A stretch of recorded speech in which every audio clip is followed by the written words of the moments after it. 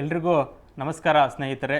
ಇದು ಅನನ್ಯ ಸಾಧನ ಮಾಸಪತ್ರಿಕೆಯ ವಿಶ್ಲೇಷಣೆ ಹಾಗೂ ಸ್ಪರ್ಧಾತ್ಮಕ ಪರೀಕ್ಷೆಗೆ ಓದುವ ವಿಧಾನ.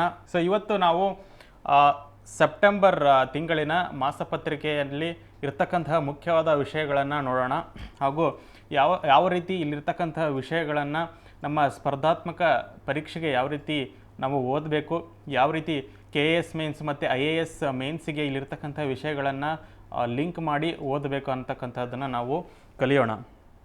ಮೊದಲನೇ ವಿಷಯ, ಇದು ಮಧ್ಯಪ್ರದೇಶದ ಅಲ್ಲಿ ಮುಖ್ಯಮಂತ್ರಿಗಳು ಹೆಣ್ಣು ಮಕ್ಕಳಿಗೆ ಕೊಡ್ತಾ ಇರತಕ್ಕಂತಹ ಉಚಿತ ನ್ಯಾಪ್ಕಿನ್ಗಳ ಬದಲಾಗಿ ಅವರು ನೇರ ಹಣ ವರ್ಗಾವಣೆಯ ಯೋಜನೆಯನ್ನು ತಂದಿರತಕ್ಕಂತಹದ್ದು. ಈ ವಿಷಯಕ್ಕೆ ಸಂಬಂಧಪಟ್ಟ ಹಾಗೆ ನೋಡೋದಾದರೆ ಹಲವು ರಾಜ್ಯಗಳಾದಂತಹ ಕರ್ನಾಟಕ ರಾಜ್ಯ ಹಾಗೂ ರಾಜಸ್ಥಾನ, ದೆಹಲಿ ಈ ಎಲ್ಲ ರಾಜ್ಯಗಳು ಸಹಿತ ಉಚಿತವಾಗಿ ಈ ಸ್ಯಾನಿಟರಿ ನ್ಯಾಪ್ಕಿನ್ಗಳನ್ನು ಕೊಡ್ತಾ ಇದ್ದಾವೆ. ಆದರೆ ಈಗ ಹೊಸದಾಗಿ ಮೊದಲನೆಯ ರಾಜ್ಯ, ನಮ್ಮ ದೇಶದಲ್ಲಿಯೇ ಮಧ್ಯಪ್ರದೇಶ ಮೊದಲನೇ ರಾಜ್ಯವಾಗಿ ನೇರ ಹಣ ವರ್ಗಾವಣೆಯನ್ನು ಮಾಡ್ತಾ ಇರೋದು.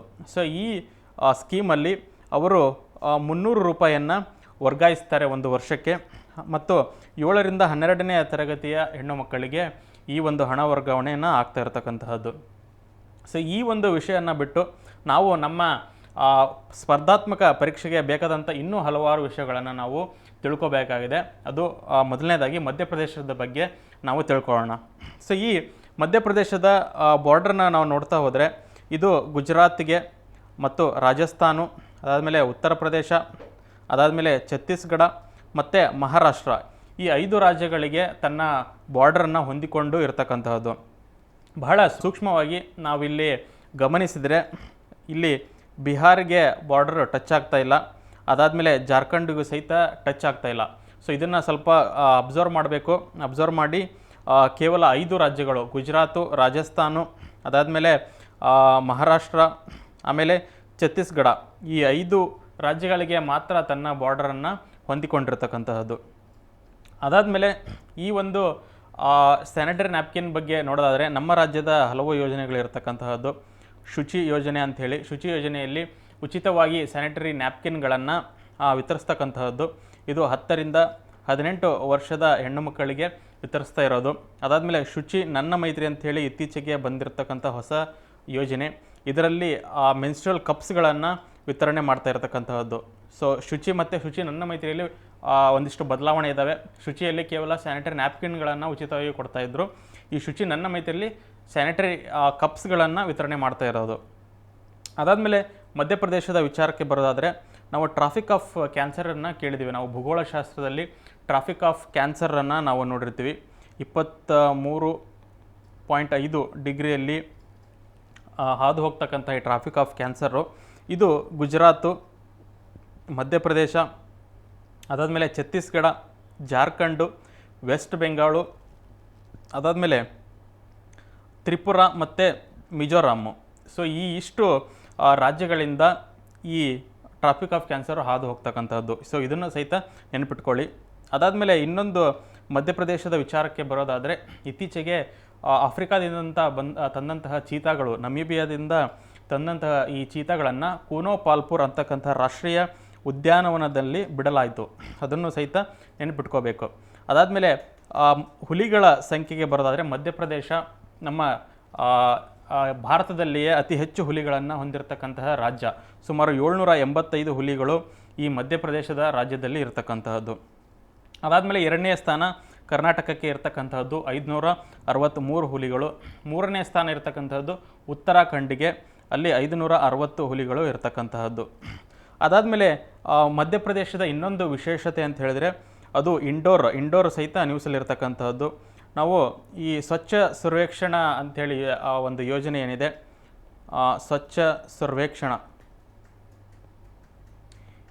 ನಮ್ಮ ದೇಶದಲ್ಲಿ ಈ ನಗರಗಳ ಯಾವ್ಯಾವು ಅತಿ ಸ್ವಚ್ಛವಾಗಿರ್ತಕ್ಕಂಥ ನಗರಗಳನ್ನು ನೋಡೋದಕ್ಕೆ ಸ್ವಚ್ಛ ಸರ್ವೇಕ್ಷಣ ಅಂಥೇಳಿ ಒಂದು ರ್ಯಾಂಕ್ ಪಟ್ಟಿಯನ್ನು ತೊಗೊಂಬಂದರು ಕೇಂದ್ರ ಸರ್ಕಾರ.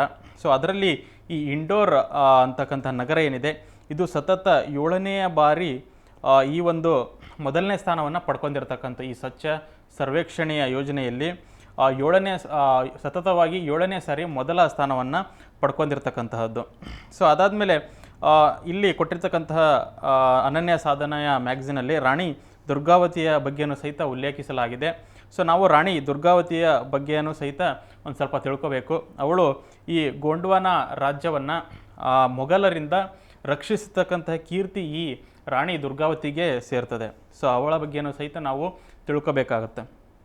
ಅದಾದಮೇಲೆ ಯಾರೆಲ್ಲ ನೀವು KS ಪರೀಕ್ಷೆಗೆ ಮತ್ತು IAS ಪರೀಕ್ಷೆಗೆ ಓದ್ತಾ ಇದ್ದೀರಾ, ಇಲ್ಲಿರ್ತಕ್ಕಂಥ ವಿಷಯಗಳನ್ನು ತಾವು ಮುಖ್ಯ ಪರೀಕ್ಷೆಯಲ್ಲಿ ಯಾವ ರೀತಿ ಉಪಯೋಗಿಸ್ಕೋಬೇಕು ಅನ್ನೋದನ್ನು ಸಹಿತ ಕಲಿಬೇಕಾಗತ್ತೆ.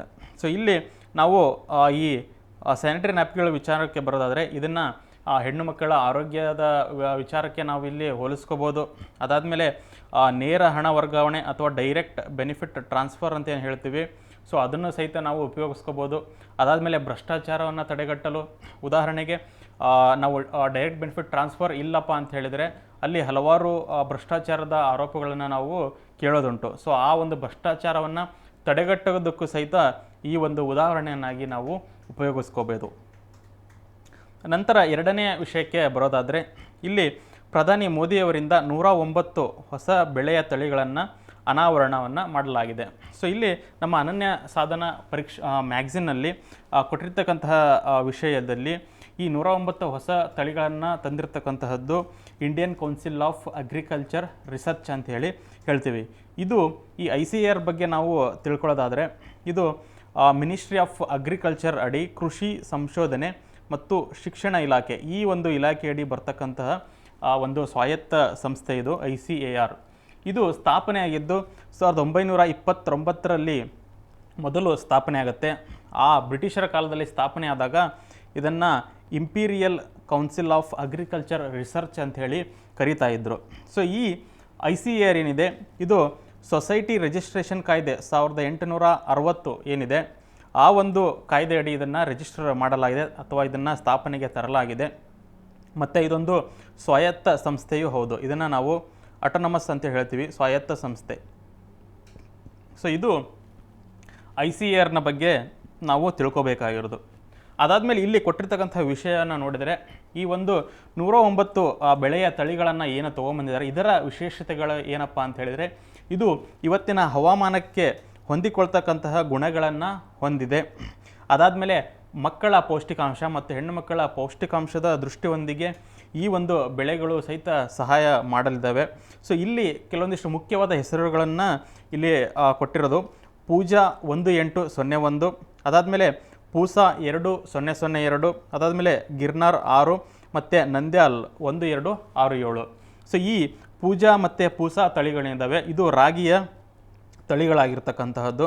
ಅದಾದಮೇಲೆ ಈ ಗಿರ್ನಾರ್ ಮತ್ತು ನಂದ್ಯಾಲ್ ಅಂತ ಏನಿದ್ದಾವೆ ಇದು ಕಡಲೆಯ ತಳಿ ಆಗಿರ್ತಕ್ಕಂತಹದ್ದು. ಸೊ ಇದರ ವಿಶೇಷತೆಗಳು ಇದ್ದಾವೆ. ಈ ರಾಗಿ ಪೂಜಾ ಮತ್ತು ಪೂಸಾ ಅದರ ವಿಶೇಷತೆಗಳೇನು, ಮತ್ತು ಗಿರ್ನಾರ್ ಮತ್ತು ನಂದ್ಯಾಲ್ ಅದರ ವಿಶೇಷತೆಗಳೇನು ಅಂತಕ್ಕಂತಹದ್ದನ್ನು ನಮ್ಮ ಮಾಸಪತ್ರಿಕೆಯಲ್ಲಿ ನಾವು ಕೊಟ್ಟಿದ್ದೇವೆ. ಸೊ ಇಲ್ಲಿ ನನ್ನ ಒಂದು ಉದ್ದೇಶ ಏನಪ್ಪ ಅಂತ ಹೇಳಿದರೆ ಸೊ ಇದನ್ನು ಯಾವ ರೀತಿ ನಾವು ಬೇರೆ ಬೇರೆ ವಿಷಯಗಳಿಗೆ ನಾವು ಹೋಲಿಸಬೇಕು, ಯಾವ ರೀತಿ ಲಿಂಕ್ ಮಾಡಿ ನಾವು ಪರೀಕ್ಷೆಗೆ ಕಲಿಬೇಕು ಅಂತಕ್ಕಂತಹದ್ದು. ಮೊದಲನೇದಾಗಿ ಇಲ್ಲಿ ಕೃಷಿಯ ಅಭಿವೃದ್ಧಿ ಅಂತಕ್ಕಂಥ ಒಂದು ಟಾಪಿಕ್ಕು KS ಮೇನ್ಸ್ ಅಥವಾ IAS ಮೇನ್ಸ್ ಅವರಿಗೆ ಕೃಷಿಯಲ್ಲಿ ಅಭಿವೃದ್ಧಿ ಮತ್ತು ಅದಕ್ಕೆ ಸರ್ಕಾರ ಯಾವ ರೀತಿ ಪ್ರೋತ್ಸಾಹ ನೀಡ್ತಾ ಇದೆ ಅನ್ನೋದಕ್ಕೆ ಒಂದು ಉದಾಹರಣೆ. ಅದಾದಮೇಲೆ ಕೃಷಿಯಲ್ಲಿ ತಂತ್ರಜ್ಞಾನವನ್ನು ಯಾವ ರೀತಿ ಉಪಯೋಗಿಸ್ಕೋಬೇಕು ಅನ್ನೋದಕ್ಕೂ ಸಹಿತ ಇದು ಉತ್ತಮವಾದ ಉದಾಹರಣೆ ಆಗಲಿದೆ. ಸೊ ಅದಾದಮೇಲೆ ಇವಾಗ ಕ್ಲೈಮೇಟ್ ಚೇಂಜ್ ಏನಾಗ್ತಾ ಇದೆ, ಸೊ ಅದಕ್ಕೆ ನಮ್ಮ ಭಾರತ ಸರ್ಕಾರ ಯಾವ ರೀತಿಯಾದಂತಹ ಒಂದು ಯೋಜನೆಗಳನ್ನು ತರ್ತಾ ಇದೆ ಅನ್ನೋದಕ್ಕೂ ಸಹಿತ ಇದು ಒಂದು ಉದಾಹರಣೆ ಆಗ್ತಕ್ಕಂತಹದ್ದು. ಸೊ ಈ ರೀತಿ ಇಲ್ಲಿ ಕೊಟ್ಟಿರ್ತಕ್ಕಂಥ ವಿಷಯವನ್ನು ಮತ್ತಷ್ಟು ವಿಷಯಗಳಿಗೆ ಅದನ್ನು ಹೋಲಿಸಿ ನಾವು ಕಲಿಬೇಕಾಗುತ್ತೆ. ಅದಾದಮೇಲೆ ಮುಂದಿನ ಒಂದು ವಿಷಯಕ್ಕೆ ಬರೋದಾದರೆ ಇಲ್ಲಿ ಇದು ಗವರ್ನೆನ್ಸ್ಗೆ ಆಡಳಿತಕ್ಕೆ ಸಂಬಂಧಪಟ್ಟದ್ದು. ಇಲ್ಲಿ ಸಾಕ್ಷ್ಯ ಮತ್ತು ನ್ಯಾಯ ಸೇತು ಮತ್ತು ನ್ಯಾಯ ಶ್ರುತಿ ಮತ್ತು ಸಮನ್ ಅಂಥೇಳಿ ಒಂದಿಷ್ಟು ಅಪ್ಲಿಕೇಶನ್ಗಳನ್ನು ಕೇಂದ್ರ ಗೃಹ ಸಚಿವರಾದಂಥ ಅಮಿತ್ ಶಾ ಅವರು ಅದನ್ನು ಪರಿಚಯಿಸಿರ್ತಕ್ಕಂತಹದ್ದು. ಈ 4 ಅಪ್ಲಿಕೇಶನ್ಗಳನ್ನು ಪರಿಚಯಿಸಿರ್ತಕ್ಕಂಥದ್ದು. ಇದನ್ನು ನಮ್ಮ ಮ್ಯಾಗ್ಝಿನ್ನಲ್ಲಿ ನಿಮಗೆ ವಿಶ್ಲೇಷಣೆ ಕೊಡಲಾಗಿದೆ. ಸಾಕ್ಷ್ಯ ಅಂದ್ರೇನು, ನ್ಯಾಯ ಸೇತು ಅಂದ್ರೇನು, ನ್ಯಾಯ ಶ್ರುತಿ ಅಂದ್ರೇನು, ಸಮನ್ ಅಂತ ಹೇಳಿದ್ರೆ ಏನು ಅಂತಕ್ಕಂಥದ್ದು. ಇಲ್ಲಿ ನಾನು ನಿಮಗೆಲ್ಲ ಒಂದು ಟ್ರಿಕ್ಕನ್ನು ಹೇಳೋದಕ್ಕೆ ಬಯಸ್ತೀನಿ. ಸೊ ಯಾವತ್ತು ಯಾವುದೇ ಒಂದು ವಿಷಯನ ಬ್ಲೈಂಡಾಗಿ ಓದಬೇಡಿ, ಬಾಯ್ಪಾಠ ಮಾಡೋದಕ್ಕೆ ಹೋಗಬೇಡಿ. ಇಲ್ಲಿ ಅರ್ಥ ಮಾಡ್ಕೊಳ್ಳಿ, ಇಲ್ಲಿ ಕೊಟ್ಟಿರ್ತಕ್ಕಂಥ ಶಬ್ದಗಳನ್ನು ನೋಡಿ ನೀವು ಅದರ ಉದ್ದೇಶ ಏನು ಅಂತಕ್ಕಂತಹದ್ದನ್ನು ಬಹಳ ಈಸಿಯಾಗಿ ನೆನ್ಪಿಟ್ಕೋಬೋದು.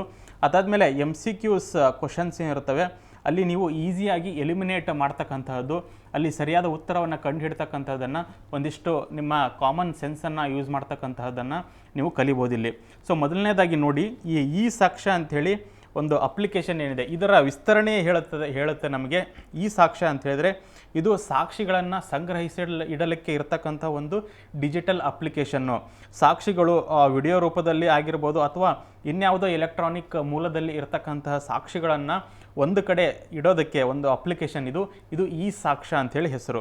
ಸೊ ಈ ರೀತಿ ಆ ಒಂದು ಶಬ್ದವನ್ನು ನಾವು ಡಿಕೋಡ್ ಮಾಡಿದಾಗ ನಾವು ಅದನ್ನು ಚೆನ್ನಾಗಿ ನೆನಪಿಟ್ಕೋಬೋದು. ಅದಾದಮೇಲೆ ನ್ಯಾಯ ಸೇತು. ಇಲ್ಲಿ ನ್ಯಾಯ ಅಂದರೆ ಏನಪ್ಪ, ನ್ಯಾಯ ಅಂದರೆ ಗೊತ್ತಿದೆ ನಮಗೆ, ಜಸ್ಟಿಸ್ ಅಂತ. ಅದಾದಮೇಲೆ ಸೇತು ಅಂತ ಹೇಳಿದರೆ ಏನು, ಒಂದು ಬ್ರಿಡ್ಜ್ ಇದ್ದ ಹಾಗೆ, ಒಂದನ್ನು ಇನ್ನೊಂದಕ್ಕೆ ಕನೆಕ್ಟ್ ಮಾಡ್ತಕ್ಕಂತಹ ಬ್ರಿಡ್ಜನ್ನು ನಾವು ಸೇತು ಅಂತೇಳಿ ಕರಿತೇವೆ. ಹಾಗೆ ಈ ನ್ಯಾಯ ಸೇತುವಿನ ಉದ್ದೇಶವನ್ನು ನೋಡೋದಾದರೆ ಇದರ ಒಂದು ಕೆಲಸ ಅಥವಾ ಉದ್ದೇಶ ಏನಪ್ಪ ಅಂತ ಹೇಳಿದರೆ ಇದು ಒಂದು ಡ್ಯಾಶ್ ಬೋರ್ಡ್ ಆಗಿ ಕೆಲಸ ಮಾಡುತ್ತೆ.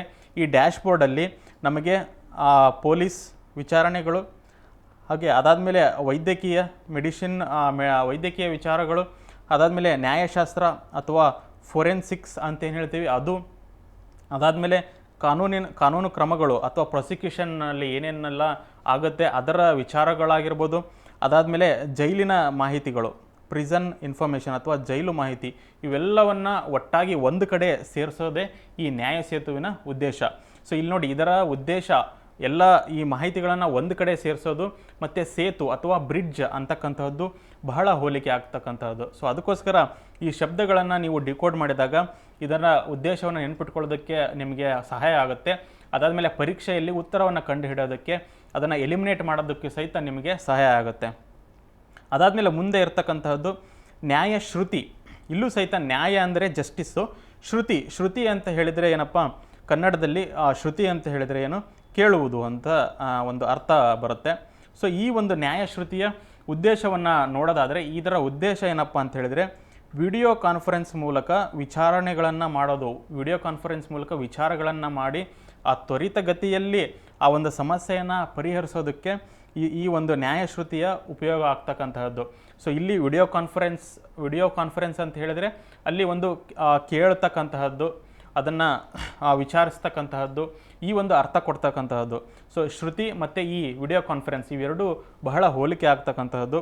ಸೊ ಆ ರೀತಿ ನೀವು ಒಂದು ಟ್ರಿಕ್ಕನ್ನು ಯೂಸ್ ಮಾಡಿ ನೆನ್ಪಿಟ್ಕೋಬೋದು. ಅದಾದಮೇಲೆ ಈ ಸಮನ್ ಅಂತ ಹೇಳಿದ್ರೆ ನಮಗೆ ಗೊತ್ತೇ ಇದೆ. ಈ ಸಮನ್ ಅಂದರೆ ಕರೆ ನೀಡ್ತಕ್ಕಂಥದ್ದು, ನ್ಯಾಯಾಲಯ ಪೊಲೀಸು ಅಥವಾ ಬೇರೆಯವರಿಗೆ ಕರೆಯನ್ನು ನೀಡೋದಕ್ಕೆ, ಬಂದು ಹಾಜರಾಗಲಿಕ್ಕೆ ಸಮನ್ನನ್ನು ನೀಡ್ತಾರೆ. ಸೊ ಇಲ್ಲಿ ಎಲೆಕ್ಟ್ರಾನಿಕ್ ಮೂಲಕ ಸಮನ್ ನೀಡ್ತಕ್ಕಂತಹದ್ದನ್ನು ಈ ಸಮನ್ ಒಂದು ಅಪ್ಲಿಕೇಶನ್ ಇದೆ, ಅದರ ಉದ್ದೇಶ.